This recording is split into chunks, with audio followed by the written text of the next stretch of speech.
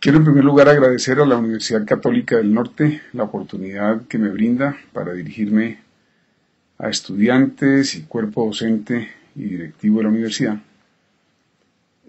Una institución a la que tuve la oportunidad de visitar y expresar todo el entusiasta apoyo que emergió en mí sobre la base de conocer el proyecto de educación apoyado en nuevas tecnologías en el que está empeñado desde hace ya más de una década esta institución importante para el norte de Antioquia y para el país.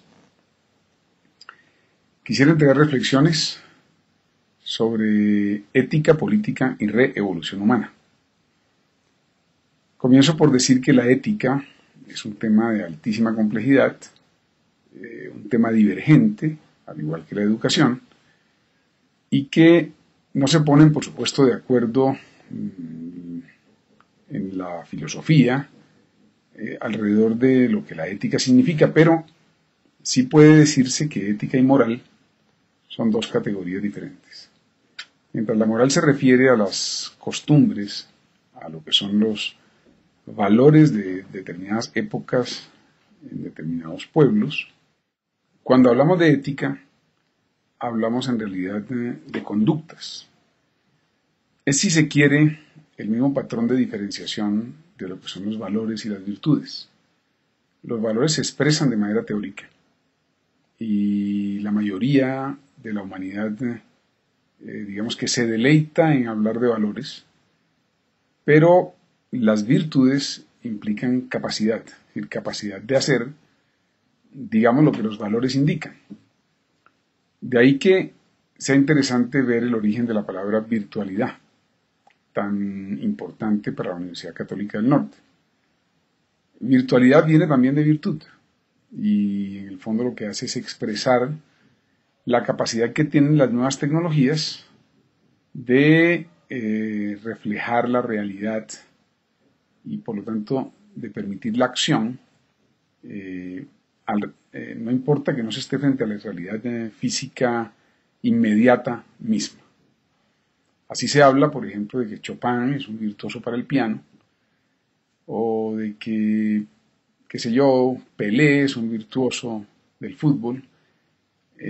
Obsérvese cómo la palabra virtud, virtuosismo, que está en el origen de virtualidad, tiene que ver con la capacidad. Entonces, de la ética no se habla, porque se convierte en moral. La ética se actúa. Y si se quisiera tener un imperativo ético, pues tenemos el más famoso quizás sobre la tierra, que es el kantiano. No hagas a otro lo que no quieres que te hagan a ti, etc.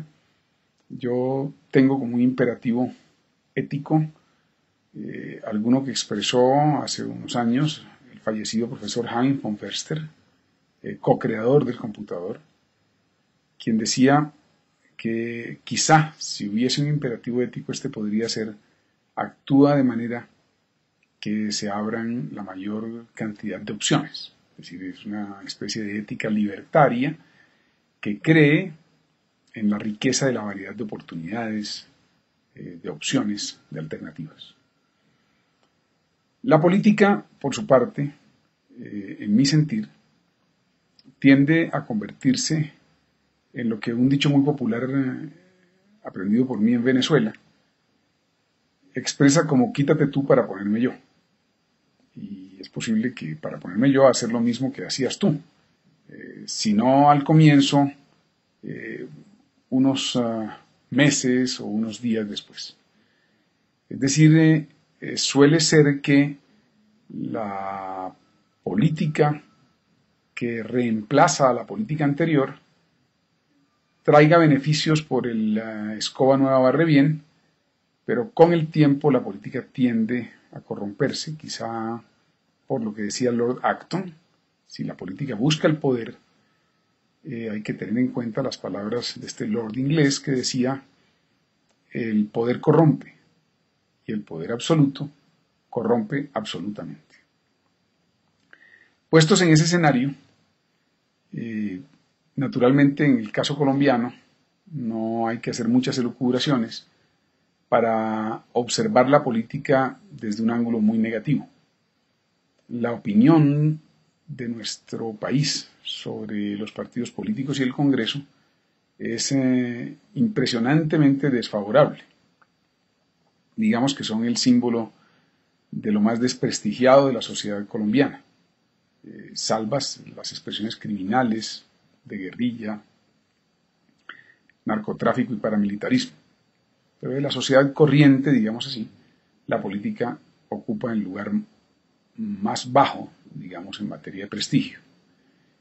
Sin embargo, es la misma gente la que pone a los políticos allí. Es decir, no son sacados de un cubilete mágico, son elegidos en lo fundamental a ese órgano que es el Congreso, del cual después dependen una serie de posiciones en la rama jurisdiccional, en los órganos de control, y depende el apoyo del presidente de la República, etc.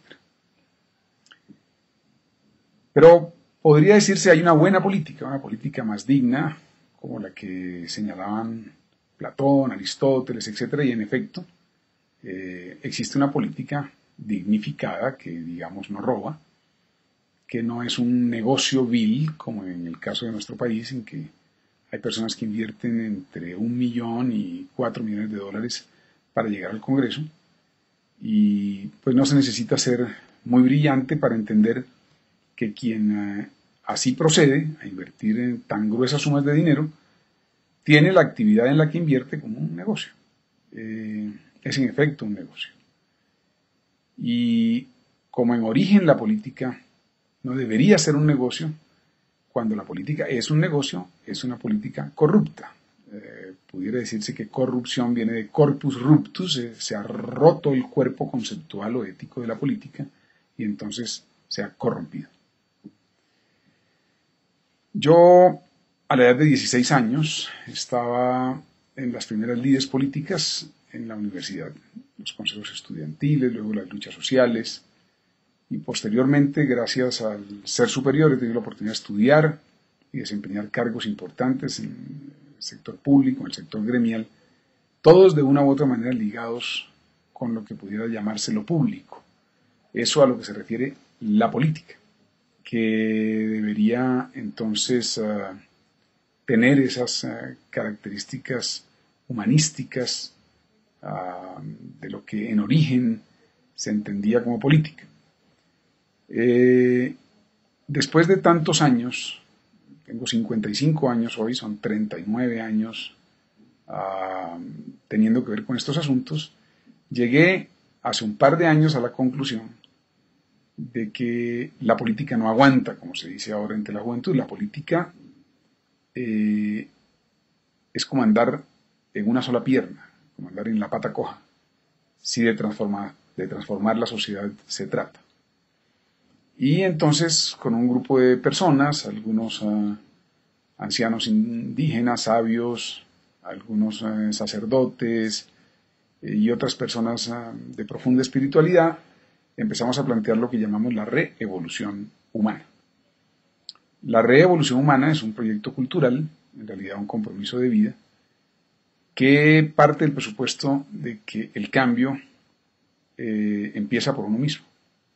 Empieza por la manera como me relaciono conmigo mismo, con mi pareja, con mis hijos, con mi familia, mis amistades, mis compañeras y compañeros de trabajo, mi comunidad, con la naturaleza, con lo público, etc. Y pensamos que nadie cambia a nadie, que uno cambia solo. Eso es ya un esfuerzo bastante importante y al cambiar genera espacios de cambio alrededor. A pesar, pues, de considerar que la política es insuficiente para el cambio, la transformación de la sociedad, decidí aceptar la invitación a participar en política en el entendido de que el mensaje que vamos a dar a la sociedad colombiana y estamos dando a la sociedad colombiana es el de que la transformación de la sociedad se apoya en andar sobre las dos piernas.